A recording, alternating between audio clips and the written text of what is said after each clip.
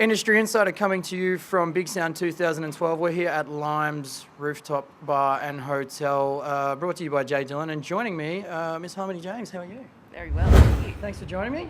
No worries, Ben. How's BigSound been for you so far? Were you here yesterday, or did you just arrive? I've really just picked up my tag so far, but right, okay.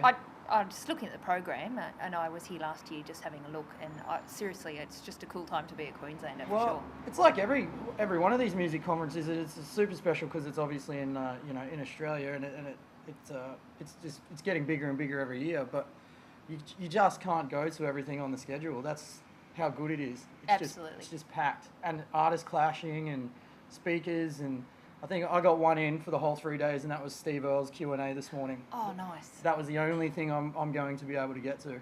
Well, that was worth.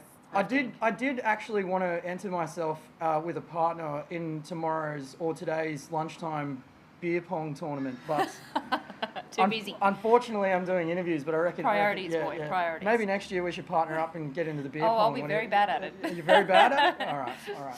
Okay. Well, let's get into having a chat about you and your career and that sort of stuff. It like I was talking before before we got on camera, the list of awards you have is absolutely amazing. What a big note. It's rare that you see an artist. I mean, you wouldn't call it a long career to this point, would you? No, I wouldn't, but it's getting there. Yeah, it's rare to see somebody pick up that many accolades that quickly, with a small amount of material, but it just must be the quality of the materials. Yeah, look, I've been very fortunate. I think maybe part of that is that I waited till I was ready. Mm-hmm. I'm not 18 anymore, and I always used to say to people that said, "Where's your album? Where's your album?" I didn't want to do one till I could do it well. Yeah. So I guess maybe that was a good call in hindsight. And when I was ready to put stuff out there to radio, I'd had time to do some of the mistakes beforehand. Yeah. Well, let's talk about your releases. You were talking about Tywin, which is your first single off your self-titled record. But you said you had an EP before that, or how does that work? Yeah, what I did was I did an EP, and that was really just to test the waters. It was 4-track, and it was called Harmony James. And then that went pretty well and got a bit of a buzz on. So we turned that into a full album, which was called Tailwind, and reprised 3 of the tracks off the EP. So Tailwind ended up being a really big album and did a lot for me. It absolutely did. Yeah. What did you pick up for that again? You had all sorts of stuff coming through on that. Look, I kind of got a bunch of big nominations for Golden country Guitar music. and stuff like that. And also some songwriting stuff in there, which was really cool. It gave me huge amounts of confidence as a writer. Yeah. So, and, invitations to do tour supports and get heard. Yeah. Now, especially in the game you're in, the country music game, it's such a massive audience. I don't think a lot of people that give it the time it deserves understand how big the country genre is and just where you can go with it.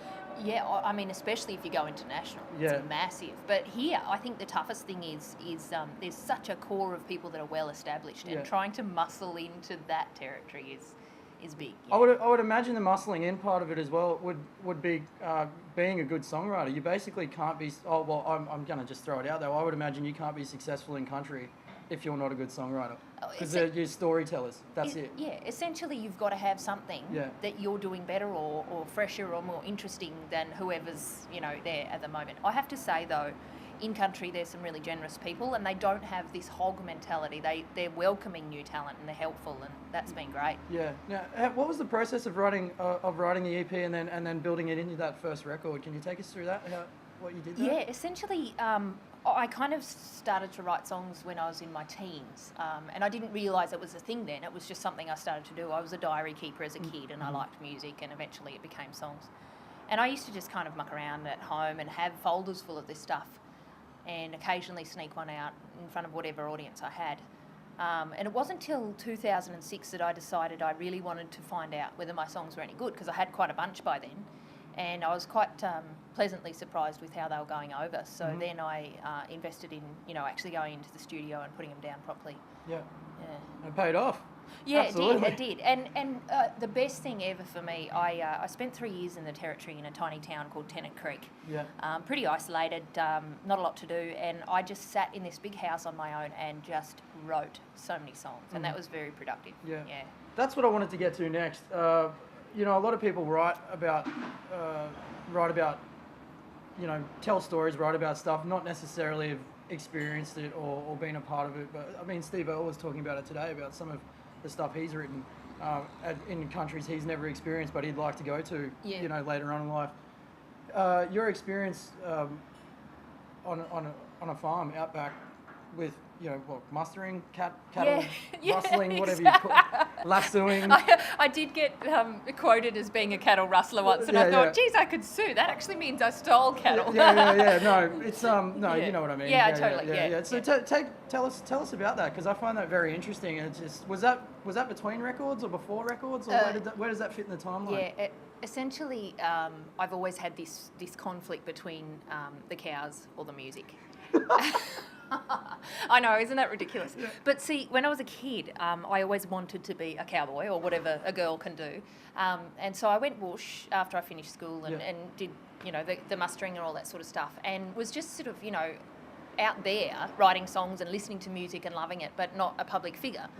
And then eventually I got to the point where I came to town to study, and I was doing gigs and all that sort of thing. But the absolutely best thing about having lived out bush and done all that is the headspace. When you're riding all day long on a horse just with nothing except a few cows and sky, your brain just goes and goes. And that's why I was able to write so many songs, because you just think, and you think deep and long. Yeah. So did that sort of bleed into the EP? Because you were saying that was high school, so I'm guessing that was before you wrote. Yeah. Look, I guess. Did anything come out of that time out there? Did it find its way onto the EP or the first record? You know what? There's a few songs that haven't been recorded yet, because I guess as a songwriter, a lot of us, every time we write a new song, it's our new fave. Yeah.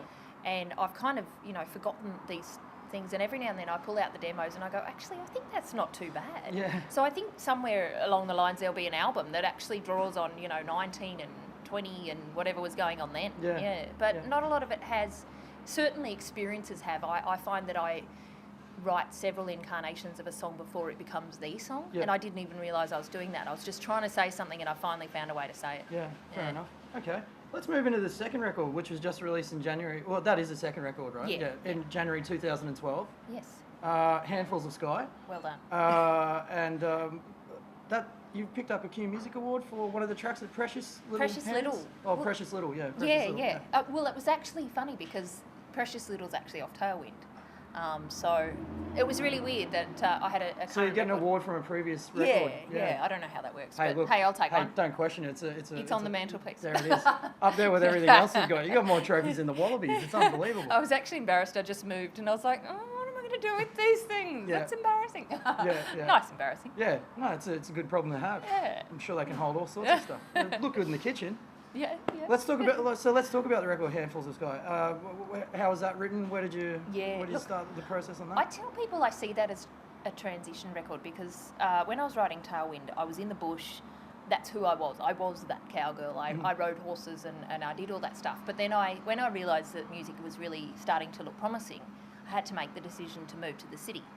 And it was a huge change for me.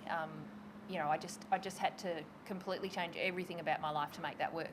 And so I was really reeling, and I think a lot of the songs that are from that time are quite reflective in me, sort of like there's one called Roll With It, and it's almost a prayer just saying, I hope I get better at coping with whatever the world throws at me, and, you know, things like that. So I think it's probably, you know, in hindsight going to be an interesting one to look at who I was and where I was at the time, really. Yeah, I once had a friend of mine who we filmed was recording, and we were filming them at a documentary, Helsinki Glamours, and he also said very much the same thing. You know, he firmly believes a record is a snapshot of an artist at that particular point in their life. So, I mean, does that hold true to Handfuls of Sky? I love that theory because if there's ever something I've done in the past that's bad, I can just laugh and go, oh, wasn't I young? Yeah, just look at it. You know, that's where I was then. Yeah. I'm sure I'm better now. Absolutely. Well, where you are right now is you're at BigSound and you're playing a show tonight, aren't you? Is Yeah, that's that right. Mustang Yeah, Bar? Mustang Bar. What time's that on? 8 o'clock I'm on. Yeah, okay. I'm joking and saying I can be home in bed with a cup of tea, nice and early. Come on now. As if you do that at BigSound.